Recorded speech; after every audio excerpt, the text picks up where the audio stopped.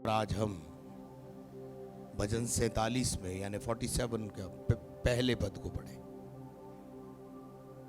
पहला और दूसरा पद पढ़ दें। हे देश देश के सब लोगों, हाँ तालियां बजाओ, हाँ ऊंचे शब्द से परमेश्वर के लिए हाँ जय जयकार करो, हाँ। क्योंकि यहोवा परम प्रधान और भय योग्य है, वह सारी पृथ्वी के ऊपर महाराजा है।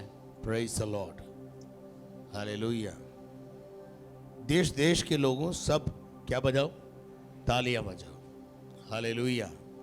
पुराने समय में कोई साज नहीं होते थे ज्यादा, तो लोग क्या करते थे? तालियां बजाकर प्रभु की आराधना करते थे। और इसको आगे भजन संहिता के लेखक ने 10 तार वाली सारंगी कहा है। और हम तालियां बजाते हैं, हालेलुया। जिनको भी परमेश्वर ने हाथ दिए हैं, हाथों में तार दिए हैं, तो ये 10 तार वाली सारंगी बजाकर हम खुदा की इबादत करें। मेरी बड़ी इच्छा थी कि ऑर्गन सीख लूं, गिटार सीख लूं, पर आज तक कोई साज बजाना आया नहीं।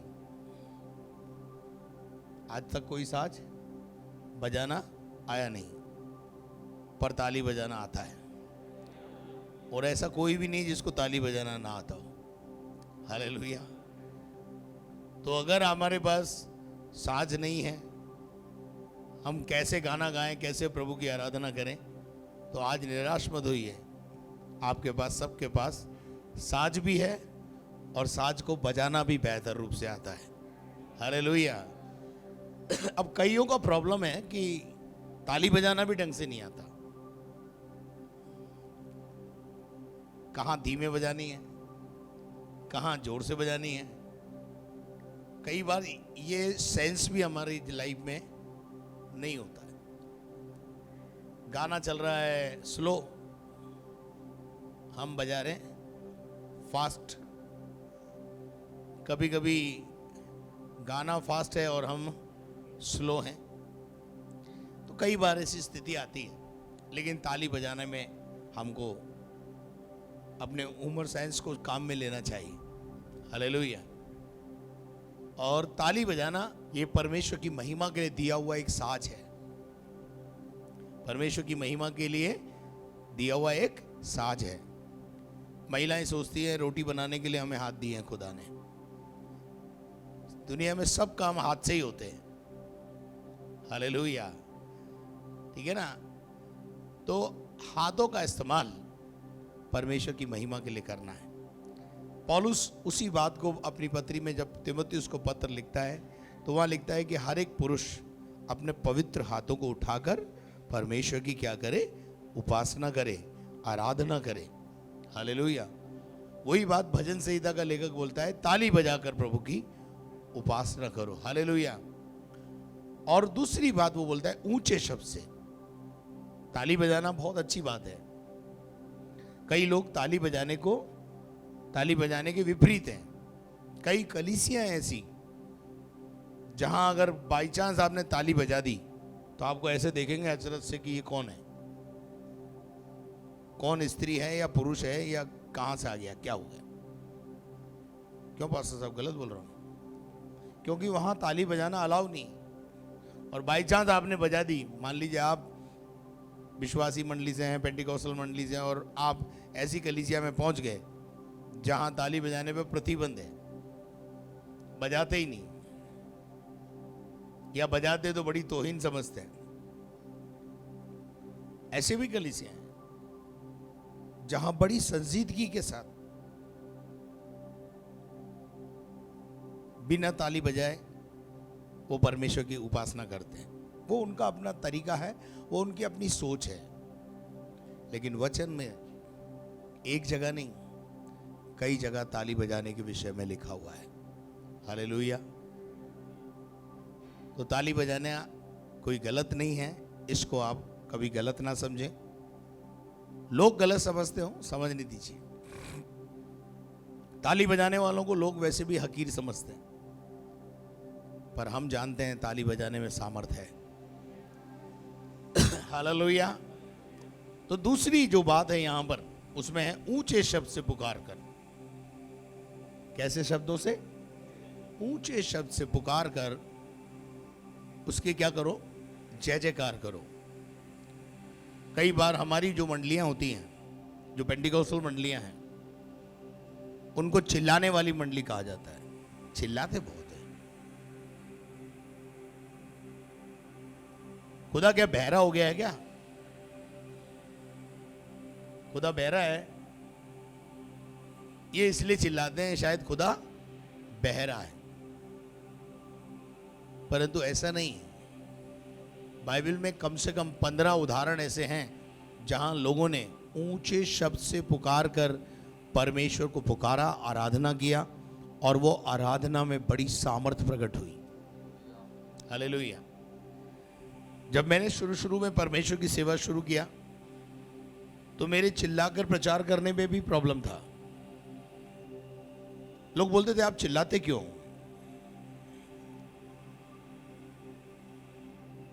मेरे अजीजों, जब आत्मा उतरता है प्रभु का तो आदमी चुप नहीं रह सकता। आत्मा, जब परमेश्वर का आत्मा और उसकी सामर्थ हमारे ऊपर उतरती है तो वी कांट कीप साइलेंट। हम अपने आप को चुप नहीं रख सकते। और मैं आज सुबह आपके एक उदाहरण दूंगा। अभी कई उदाहरण हैं, लेकिन आज की सुबह हम एक उदाहरण परमेश्वर के वचन से देखेंगे। इससे पहले कि हम परमेश्वर के वचन में से इन बातों को देखें, लेकिन भजन 47 को आगे जब हम पढ़ेंगे तो इसमें एक बार नहीं, कई बार ऊंचे शब्द से प्रभु की आराधना, उपासना करने के विषय में प्रेरणा दी गई है। मैं चाहता हूं कि इसको और थोड़ा सा आगे पढ़ें। क्योंकि यहोवा परम प्रधान, क्योंकि यहोवा परम प्रधान और भय योग्य है। हाँ, वह सारी पृथ्वी के ऊपर महाराजा है। महाराजा है। और वह देश देश के लोगों को हाँ, हमारे सम्मुख नीचा करता और जाति जाति को हमारे पांव के नीचे कर देता है। आगे वह हमारे लिए उत्तम भाग चुन लेगा, हाँ, जो उसके प्रिय याकूब के घमंड के कारण है। आगे परमेश्वर जय जयकार सहित, परमेश्वर जय जयकार सहित। अब ये जय जयकार कैसे होती है? धीमे धीमे होती है जय जयकार। आप क्रिकेट के ग्राउंड में देखिए, अगर धोनी या सचिन छक्का लगा दे तो क्या होता है? क्या होता है बताइए? ग्राउंड में क्या होता है? क्या करते हैं लोग? बताइए ना। ऊंचे शब्द से जोर से वाव ऐसी आवाज क्रिएट करते हैं, गूंज करते हैं, चिल्लाते हैं। और उससे क्या होता है? लोग भी उत्साहित होते हैं। जो सो रहा होता है वो जाग जाता है। वो पूछता है क्या हो गया? अरे सचिन ने छक्का मारा, तू क्या सो रहा था? और माहौल बदल जाता है। जब सचिन या और कोई क्रिकेटर छक्का मारे या कोई ऐसा काम करे, या आप देखते हैं कि नेताजी इलेक्शन में जीत जाएं तो उनके फॉलोवर बोलते हैं धन्यवाद, ऐसे उनका हाल क्या होता है? तो यीशु मसीह ने जो मारा है, शैतान को मारा है, मौत को हराया है, ऐसा छक्का कोई दुनिया में आज तक लगा नहीं पाया है। हालेलुया।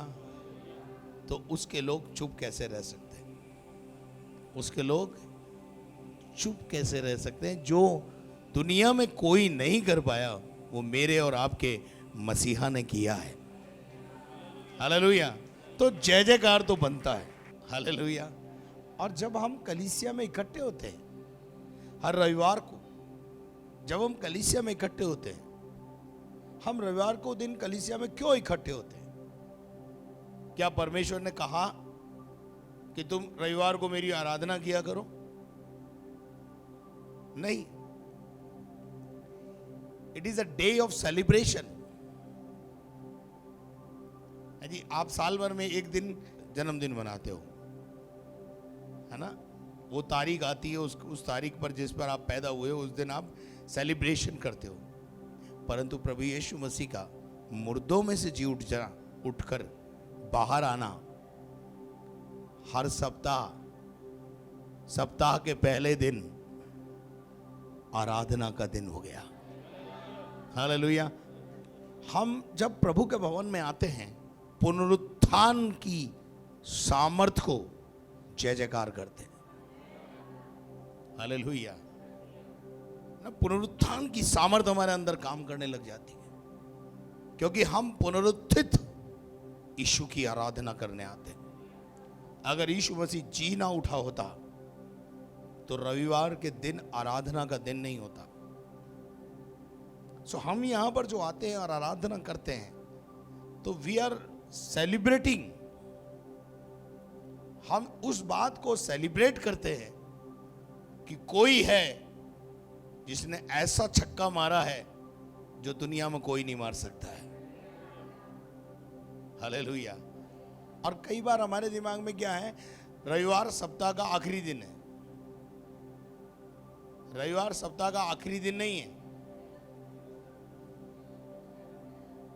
रविवार सप्ताह का पहला दिन है। रविवार सप्ताह का पहला दिन है, शनिवार आखिरी दिन है, जिसे पुराने नियम में सब्त का दिन कहा जाता था।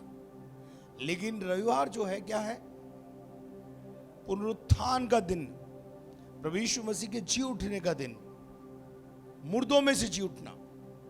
ऐसा छक्का, ऐसा चौका आज तक कभी किसी ने मारा नहीं है, तो सेलिब्रेशन तो बनता है।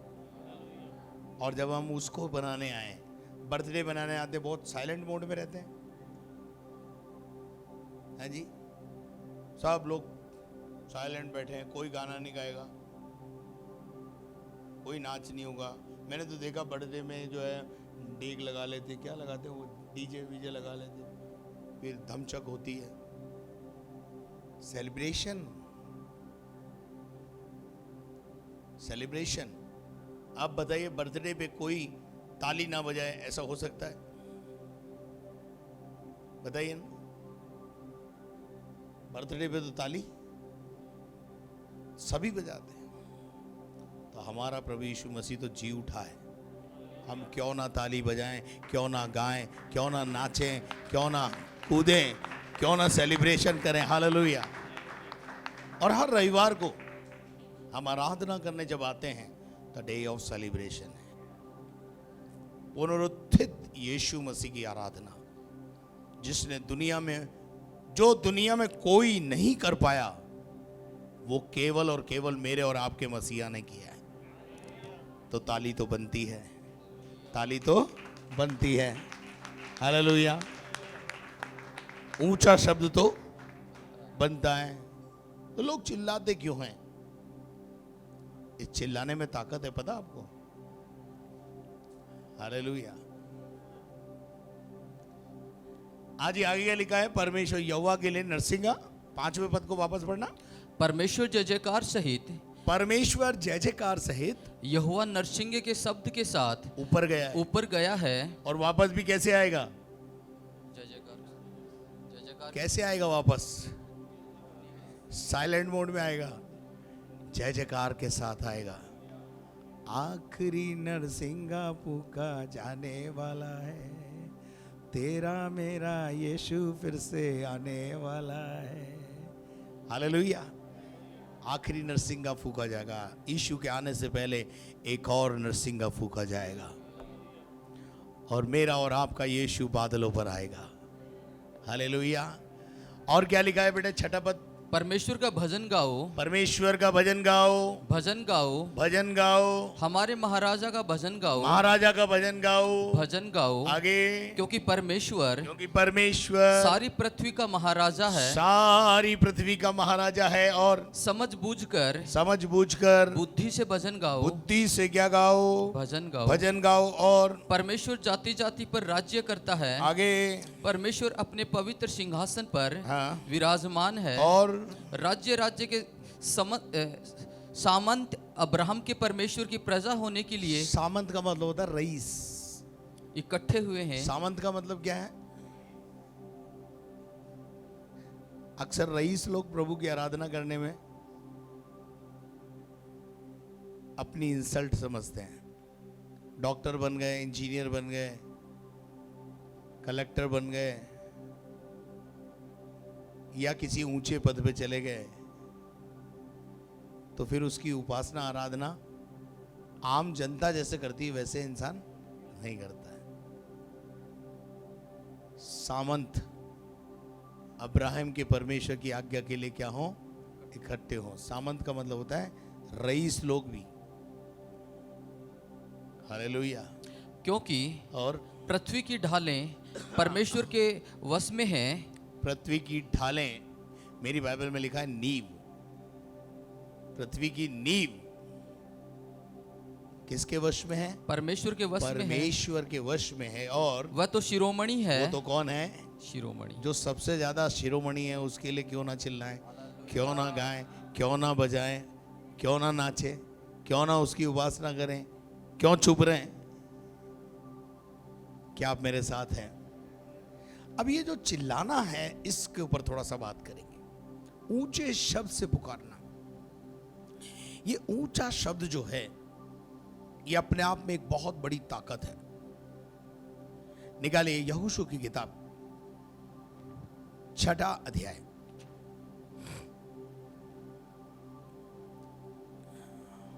उसके पहले पद से जब हम पढ़ेंगे, थोड़ा सा पढ़ना पड़ेगा। यरीहो के सब फाटक, यरीहो के सब फाटक इजरायलियों के डर के मारे हाँ लगातार बंद रहे। क्या है? यरीहो के सब फाटक। यरीहो कौन है? यरीहो एक शहर है। यरीहो एक शहर है। और इजरायली यहोशू के नेतृत्व में, ध्यान से सुनना मेरी कहानी को, मेरी घटना को, यहोशू के नेतृत्व में कनान की ओर जा रहे हैं। मूसा मर चुका है। अब परमेश्वर ने अपना मर्म यहोशू पर प्रकट किया है, नेक्स्ट जनरेशन पर प्रकट किया है, और वो उनको नेतृत्व दे रहा है, वो उनको लेके जा रहा है। और जब वो लेके जा रहा है तो क्या हुआ? इजरायली डरे हुए हैं। इजरायलियों से यरीहो के लोग क्या हैं? डरे हुए हैं। इजरायली नहीं डरे हुए हैं, इजरायलियों से हैं? यरीहो के लोग डरे हुए हैं। आज क्या हो रहा है? आज भी कुछ ऐसा ही है। कुछ तो करो। यरीहो के लोग जो हैं उनसे डरे हुए हैं, इजरायलियों से डरे हुए हैं। इजरायलियों से डरना लाजमी है। क्यों? क्योंकि उनके साथ यहोवा है। क्यों डरते हैं उससे वो लोग? इनके साथ इनका खुदा रहता है। उस जमाने में देखिए, पलिश्ती, मिधानी, अमालेकी, अमोनी, मोआबी, ये जो अन्य जातीय लोग थे और जो ये राजा थे, ये राजा भी इजराइल से क्या करते थे? डरते थे। और ये डर के मारे जो है इजराइल से पंगा नहीं लेते थे, क्योंकि उनको एक ही बात थी, इनका यहोवा इनके साथ मैदान में आके लड़ता है। इनका यहोवा इनके साथ लड़ाई के मैदान में भी आकर क्या करता है? लड़ता है। और इसीलिए इनको विजय भी मिलती है। विजय का कारण ही यही था। अब आगे क्या लिखा है? और कोई बाहर भीतर आने जाने नहीं पाता था। कोई अंदर से बाहर और बाहर से अंदर आने जाने पर बड़ी सख्ती थी। चलिए आगे पढ़िए। फिर यहोवा ने हाँ, फिर यहोवा ने यहोशू से कहा, यहोशू से बात किया, सुन मैं यरीहो को, मैं यरीहो को, उसके राजा और शूरवीरों समेत उसके शूरवीरों समेत तेरे वश में कर देता हूँ। तेरे वश में करने जा रहा हूँ। हालेलुया। कोई तो बोले हालेलुया।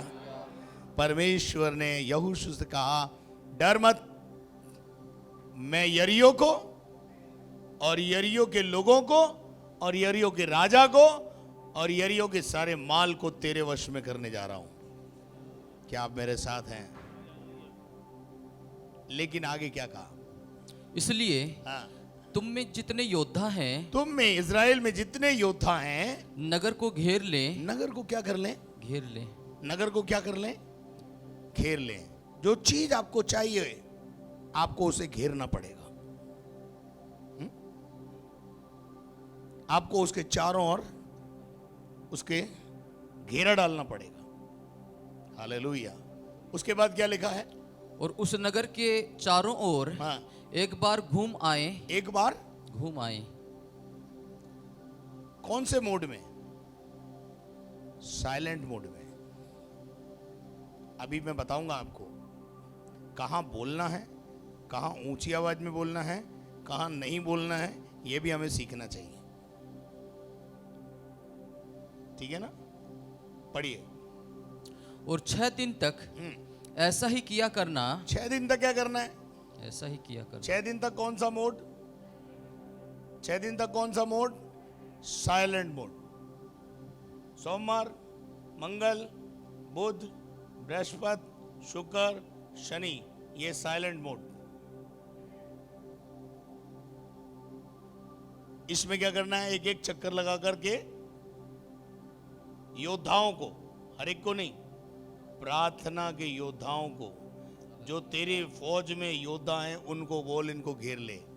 उसके बाद क्या हुआ ब्रदर? और 7 याजक 7 याजक संदूक के आगे आगे हाँ, मेढ़ों के सींगों के हाँ, 7 नरसिंगे लिए हुए हाँ, चले। नरसिंगा लेकर के चलना है, पर फूंकना नहीं है। फिर 7वें दिन हाँ, तुम नगर के चारों ओर। फिर 7वें दिन 6 दिन तक साइलेंट मोड में घूमना है, और 7वां दिन तुम नगर के चारों ओर फिर नगर के चारों ओर 7 बार घूमना। कैसे करना है? 7 बार। 7 बार घूमने में भी 6 बार का जो मोड है वो साइलेंट मोड है। लेकिन 7वें दिन का 7वां चक्कर साइलेंट मोड का चक्कर नहीं है, उसी में ताकत है। ये 6 दिन तक एक चक्कर लगाना, एक एक चक्कर लगाना, और 7वें दिन 6 चक्कर लगाना, ये क्या है मालूम है? ये शैतान के जड़ों को ढीला कर देने का काम है। किसी भी चीज को नींव से उखाड़ देना उसकी तैयारी को बताता है। शैतान के गढ़ों को अगर हमें गिराना है तो हमें कुछ करना होगा। Hallelujah, hallelujah. अभी एक गढ़ को गिराना था, या एक गिराने की योजना है। भारत जोड़ो यात्रा हुई। अब वो कितना रंग लाएगी कितना नहीं लाएगी वो हमें बाद में मालूम पड़ेगा, हमें उससे कोई मतलब नहीं। लेकिन उसमें, उस यात्रा के पीछे एक उद्देश्य यही था कि एक संदेश लोगों तक चला जाए। हालेलुया।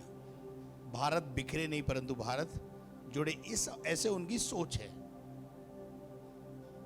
दुनिया के लोग अगर ऐसी सोच और यात्राएं करते हैं तो विश्वासियों को भी ऐसी यात्राएं क्या करनी चाहिए? करनी चाहिए, नहीं करनी चाहिए? आप अपने मोहल्ले में यात्रा नहीं करते?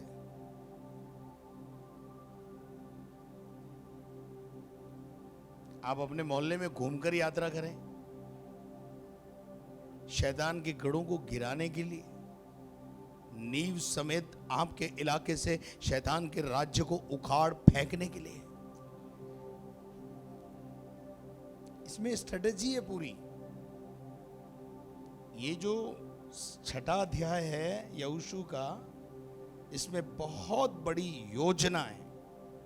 किसी भी गढ़ को गिराने के लिए, किसी भी बड़े पहाड़ को हटाने के लिए, किसी भी बड़ी दीवार को गिराने के लिए, किसी भी बड़ी समस्या पर विजय पाने के लिए, किसी भी अंधकार की शक्ति के गढ़ को गिराने के लिए, जो कितना भी गहरा जड़ उसने पकड़ लिया हो, कितनी भी गहरी नींव उसने डाल ली हो, नींव समेत उखाड़ने के लिए यहोशू का 6ठा अध्याय खुदा की योजना है। और इस योजना को अगर आज भी भारत में और हम अपने परिवारों में लागू करें, निश्चित रूप से जो मैं बोल रहा हूं सुन लेना, निश्चित रूप से एक दिन जय जयकार की ध्वनि सुनाई देगी। इसमें ताकत है। बोलो पड़ोसी को, इसमें ताकत है। हालेलुया। इस योजना में, इस युक्ति में क्या है? ताकत है। और फिर क्या हुआ बेटे? और याजक भी नरसिंगे फूंकते चले। नरसिंगों को फूंकते हुए चलना, ये 7वें दिन की योजना है। 7वें दिन की 7वें चक्कर की योजना है। ये योजना परमेश्वर ने यहोशू के ऊपर पूरी प्रकट कर दी। अब इंप्लीमेंट का समय आया। आगे पढ़िए। और जब वे मेंढों के शिंगों के नरसिंगे देर तक फूंकते रहे, हाँ, तब सब लोग नरसिंगे का शब्द सुनते ही बड़ी ध्वनि से जय जयकार करें। जय जयकार करना, ये योजना है, ये मर्म है, ये युक्ति है। और इस युक्ति को कौन किस पर प्रकट कर रहा है? परमेश्वर जोशुआ पर प्रकट कर रहा है, यहोशू पर प्रकट कर रहा है। अभी कुछ हुआ नहीं है, सिर्फ एक प्लान। जैसे एक कागज के ऊपर अपने मकान का प्लान आता है ना, वैसे एक प्लान खुदा का यहोशू के पास आया है। अब इस प्लान में ताकत कितनी है वो देखते हैं। ये प्लान कामयाब हुआ कि नहीं हुआ वो देखते हैं हम।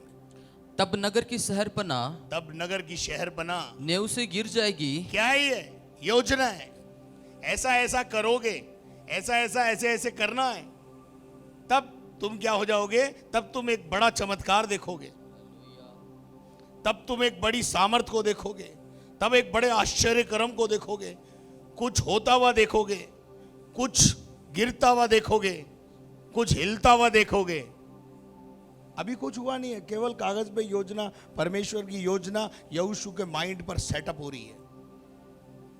मैं भी कोशिश कर रहा हूं आज कि एक एक विश्वासी इस योजना को आज समझ ले। आपके इलाके में हलचल मच जाएगी, आपके इलाके में हलचल मच जाएगी। हालेलुया। आपके इलाके की दीवारें गिर जाएगी, आपके इलाके की गहरी नींव जो शैतान ने अपने गढ़ों को बना करके डाल दी है, वो गढ़ गिरने लग जाएंगे। ये योजना है, इट इज ए प्लान। ये प्लान है, ये योजना है, ये युक्ति है खुदा की, जिसको परमेश्वर ने अपने दास यहोशू के ऊपर प्रकट कर दी है। अब यहोशू इसको इंप्लीमेंट करता है या नहीं करता है? थैंक गॉड यहोशू ने इस युक्ति को लिया, खुदा का आज्ञा का पालन किया और अपने जीवन में और अपने लोगों के अंदर इसको बांटा। परमेश्वर से पाया, देखिए ध्यान से सुनिए, उसने पहले परमेश्वर से पाया और अपने लोगों को बुलाया और ये योजना उनको प्रकट कर दी। What God said, उस जो कुछ खुदा ने उससे कहा वो उसने यहोशू ने अपने लोगों को बुलाकर कहा। ऐसे जैसे मैं खुदा से पाता हूं और खुदा से पाकर आपको देता हूं, सेम कंडीशन है। उसके बाद क्या हुआ? पढ़ो। और सब लोग अपने अपने सामने चढ़ जाएं। हाँ, इसलिए हाँ, नून के पुत्र यहोशू ने हाँ, याजकों को बुलवा कर कहा। सबसे पहले किसको बुलाया? पादरी और याजकों को, लीडरों को बुलाया और उनसे कहा, वाचा के संदूक को उठा लो। वाचा के संदूक को क्या कर लो? उठा लो। और 7 याजक यहोवा के संदूक के आगे आगे जैसे जैसे खुदा ने बताया था। बोलो, जैसे जैसे खुदा ने बताया था। पड़ोसी को बोलो, जैसे जैसे खुदा ने बताया था वैसा वैसा एजुकेट किया। जैसा जैसा खुदा ने बताया था वैसा वैसा करना, अपना दिमाग नहीं लगाना। कई बार हम अपना दिमाग लगाते हैं उसमें। योजना खुदा की है, दिमाग हम अपना घुसेड़ देते हैं, बुद्धि लगाते हैं उसमें, अपने तौर तरीके डाल देते हैं उसमें। मिनिस्ट्री खुदा के तरीके से करो, तब गढ़ गिरेंगे। आपके तरीके से आप करोगे, आप कभी गढ़ों को उठाने वाले नहीं बन पाओगे। अपना दिमाग मत लगाओ। परमेश्वर के सारे नियम, विधि, विधान अंतर्गत, उसके अंतर्गत आकर के उस काम को करो। धार्मिकता के वस्त्रों को धारण करो और उसके बाद योजना को समझकर योजनाबद्ध तरीके से। उस समय कोई ऐसा नहीं था, कोई ऐसा था ही नहीं जो टिक पाए। आते जरूर थे, दर्शन के साथ आते थे, लेकिन यहां पर यहां की परिस्थितियां उन्हें टिकने नहीं देती थी। उनको मजबूर होकर के यहां से क्या करना पड़ता था, कुछ करना पड़ता था। लेकिन जब परमेश्वर ने मुझे चुना और अपनी योजना मुझे दी, मुझे तौर तरीके बताए, और उन तौर तरीकों में से ये तरीका सबसे ज़्यादा इम्प्लीमेंट किया। अजमेर के चारों ओर घूम घूम कर खूब प्रार्थनाएं की, खूब चक्कर लगाए, खूब ऊंचे ऊंचे स्थानों पर जाकर खुदा से कहा, खुदा इन लोगों पर दया कर।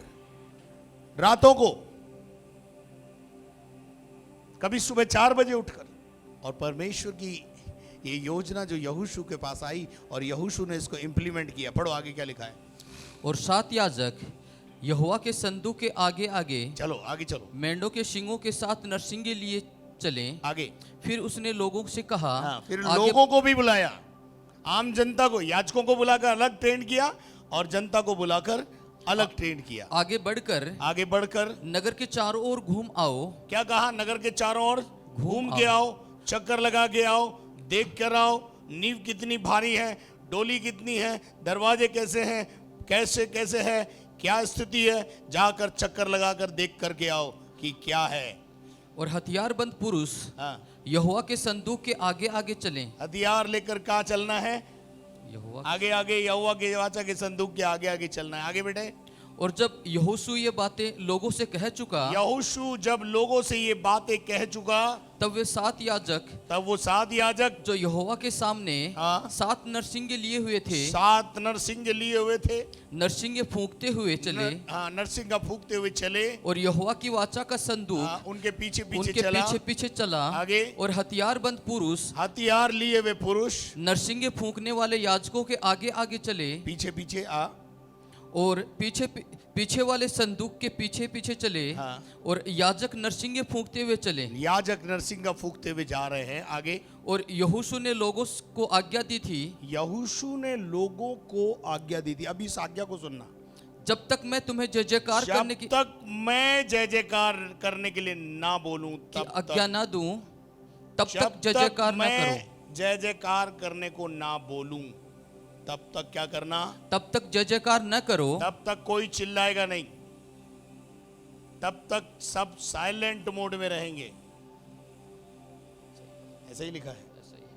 और न तुम्हारा कोई शब्द सुनने में आए। मुंह पर ताला, आंख खुली हुई।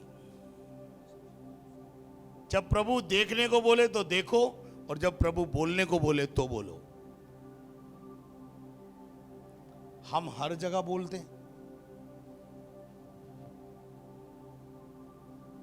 हम हर जगह बोलते हैं, और कहां क्या बोलना चाहिए वो हमको नहीं पता होता है। मौत के घर में बैठे हुए हैं, हंस रहे हैं, हंस हंस के बातें कर रहे हैं। मौत के घर में बैठे हुए हैं, राजनीति की बात कर रहे हैं। कहीं तो चुप रह लो। यहोशू ने कहा, जब तक मैं ना बोलूं आंखें खुली रखना, पर मुंह, कोई शब्द सुनने में ना आए। कोई शब्द तुम्हारा मेरे कान में सुनाई नहीं देना चाहिए। किनको कौन एजुकेट कर रहा है? यहोशू लोगों को एजुकेट कर रहा है। प्रभु का धन्यवाद हो, अच्छे लोग थे, उन्होंने यहोशू की बात सुनी और मानी। और फिर क्या हुआ बेटे? ना कोई बात तुम्हारे मुंह से निकलने पाए। तुम्हारे मुंह से कोई बात निकलने नहीं पाए। 6 दिन तक बिल्कुल साइलेंट मोड में, जब तक मैं आज्ञा ना दूं, कोई जय जयकार नहीं, कोई बात नहीं, कोई दूसरी बात नहीं, कोई फालतू बात नहीं। आज्ञा पाते ही जय जयकार करना। जैसे ही मैं बोलूं, सब लोग एक साथ क्या करना। अब ये 6 दिन तक साइलेंट मोड, 7वें दिन बोलना। मैं ऐसा समझता हूं 6 दिन तक जो बोलने में शक्ति खत्म होती है, इसको स्टोरेज करने के लिए। हेलो, आप मेरे साथ हैं? बोलने में शक्ति खत्म नहीं होती है। लोग सोचते हैं टीचर क्या करता है? टीचर का कोई जॉब है क्या, कोई हार्ड वर्क है क्या? क्या करता है? एक पीरियड ही तो लेता है। 5 घंटे की नौकरी है, बाकी मजे करो। लेकिन बाबू वो 5 घंटे क्यों नियुक्त किए हैं सरकार ने? 5 घंटे में भी एक पीरियड उसका फ्री कर देते हो, क्योंकि बोलने में क्या निकलती है? बोलने से एनर्जी निकलती है। यहोशू क्या चाह रहा है, परमेश्वर क्या चाह रहा है? 6 दिन तक अपनी एनर्जी को बचा के रखो। अब अच्छा, अगर यहोशू बात करने की परमिशन देता, ठीक है, तो लोग आपस में बात करते। आपस में क्या बात करते हैं? आपस में क्या बात करते हैं? अविश्वास की बातें करते हैं। Am I right? क्या बात करते हैं? बोले यार हमने सुना है ये यहोशू जो है ना, ये दीवार गिराने की बात कर रहा है, ये दीवार गिराने की योजना है। ऐसे कोई दीवार गिरती है क्या? जेसीबी लानी चाहिए। 6 दिन तक नेगेटिव बातें होती। पास्टर जी गलत तो नहीं बोल रहा हूं? 6 दिन तक कई की बात होती, नेगेटिव बात। आपको पता है नेगेटिव बात सुनने से क्या होता है? हमारे अंदर भय उत्पन्न हो जाता है। हम सही मार्ग पर चलते चलते भी भटक जाते हैं। एक दिन 4 ठग थे। एक आदमी उधर से जो है बकरा लेके जा रहा था। बकरा लेके जा रहा था। अब चारों ने योजना बनाई, ये बकरा अपने को खाना है। चारों जने 4 चौराहे पे खड़े हो गए। पहले चौराहे पर खड़े हुए। ठग ने बोला, और सेठ जी कहाँ जा रहे हो? गांव जा रहा हूं। और गांव तो जा रहे हो, ये कुत्ता कहाँ ले जा रहे हो? अरे सेठ जी ने पहले बड़े ऊंचे शब्द से बोला, तेरा दिमाग खराब है? कुत्ता नहीं है, बकरा है। क्या है? कुत्ता नहीं है, बकरा है। अरे सेठ जी क्या बात करते हो, ये तो कुत्ता है। ठप आगे बढ़ गया। दूसरे चौराहे पे दूसरा ठग खड़ा था। अरे सेठ जी कहाँ जा रहे हो? बोले गांव जा रहा हूं। बोले गांव तो जा रहे हो, ये कुत्ते को कंधे पे क्यों ले जा रहे हो? उसको भी डांट दिया उसने। बोले पागल है, ये कुत्ता नहीं है, बकरा है। अरे बोले सेठ जी क्या बातें कर रहे हो यार, कुत्ता ही है। उसकी भी बात सुन करके वो अनसुनी करके आगे बढ़ गया। तीसरे चौराहे पे तीसरा व्यक्ति खड़ा था। चारों की मिली भगत थी। तीसरे ने बोला, सेठ जी कहाँ जा रहे हो? बोले गांव जा रहा हूं। तो गांव तो जा रहे हो, वो तो ठीक है, लेकिन ये कुत्ता कहाँ ले जा रहे हो? अरे कुत्ता नहीं है, ये बकरा है। और ऐसे करके आगे निकल गए। चौथी बार जब चौथा ठग मिला तो उसने भी वही बात बोली। तो बार बार बात बोलने से चौथी बार में क्या हुआ मालूम है? सेठ जी को आया गुस्सा। सेठ जी ने उस कुत्ते को कंधे पे से उठा, बकरे को, और उठाकर ये कह के फेंक दिया, चल कुत्ते। और जैसे ही उसने फेंका, ठग ने उसे झेला और योजना उनकी समझ में आई ना। नकारात्मक बातें सुनने से सकारात्मक व्यक्ति भी नकारात्मक में कन्वर्ट हो जाता है। यहोशू ने और खुदा को मालूम था ये 6 दिन ऊट पटांग की बातें करेंगे, नकारात्मक बातें करेंगे, एक दूसरे को डिस्करेज करेंगे। ऐसे कोई दीवार गिरती है क्या? दीवार गिरनी है तो गैती लाओ, फावड़ा लाओ और जेसीबी मंगाओ, ये करो वो करो, उससे दीवार गिरती है। क्या आप मेरे साथ हैं? 5-7 मिनट और लूंगा आज, नहीं तो ये बात पूरी नहीं हो गई। और 6ठे दिन 6 चक्कर हो गए। उसके बाद क्या हुआ पढ़ो। कोई बात ना करे, कैलोरी अपनी एनर्जी बचा के रखना है 7वें दिन के लिए। उसने यहोवा के संदूक ऐसे ही को मैं आपसे कहना चाहता हूं, 7वें दिन आपको आराधना करने आना है। नेगेटिव बने रहे, पॉजिटिव बने रहे, नकारात्मक लोगों से बचें। और 7वें दिन आकर जो जय जयकार की गीत आप गाएंगे, यहोवा की आराधना जब आप करेंगे, आपका पहाड़ सामने से हट जाएगा। हालेलुया। आमीन। इतनी ताकत होगी आप में। आप तो 6 दिन तक पता नहीं क्या क्या बातें बोल बोल करके, नकारात्मक बातें सुन सुन के, नकारात्मक बातें बोल बोल करके खुश हो जाते हो। फिर क्या आपके मुंह से आवाज निकलेगी? वो आवाज नहीं निकलेगी जो प्रभु चाहता है। साइलेंट रहने से 7वें दिन जो हुआ वो देखो क्या हुआ। पढ़ो। उसने यहोवा के संदूक को हाँ। एक बार नगर के चारों ओर घुमाया। आगे। तब वे छावनी में आए और रात वही काटी। आगे बेटा। यहोशू सवेरे उठा यहोशू सवेरे उठा और याजकों ने यहोवा का संदूक उठा लिया। फिर क्या हुआ? और उन 7 याजकों ने हाँ। मेंढों के सींगों के साथ नरसिंगे लिए आगे। और यहोवा के संदूक के आगे आगे फूंकते हुए चले। आगे। और उनके आगे हथियारबंद पुरुष चले। आगे। और पीछे वाले यहोवा के संदूक के पीछे पीछे चले। आगे। और याजक नरसिंगा फूंकते चले गए। और इस प्रकार वे दूसरे दिन भी एक बार नगर के चारों ओर घूमकर हाँ। छावनी में लौट आए। आगे। आगे। और इसी प्रकार उन्होंने 6 दिन तक इसी किया। प्रकार उन्होंने 6 दिन तक, इसी प्रकार 6 दिन तक इसी किया। प्रकार का मतलब 6 दिन बिना बोले, बिना आवाज निकाले। अगर दोनों आपस में बात करते या कोई किसी से बात करता तो बात कैसी होती? नकारात्मक। नकारात्मक बात करने वाले चमत्कार की आशा ना रखें।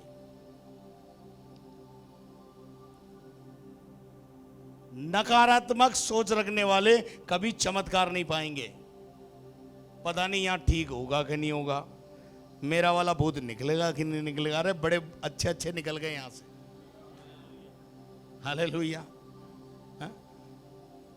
चलिए आगे बढ़ी। क्या हुआ? मेरे पास समय क्या? फिर 7वें दिन वे बड़े तड़के उठकर वो सवेरे उठकर उसी रीति से नगर के चारों ओर 7वें दिन 7 बार घूम आए। कितने बार?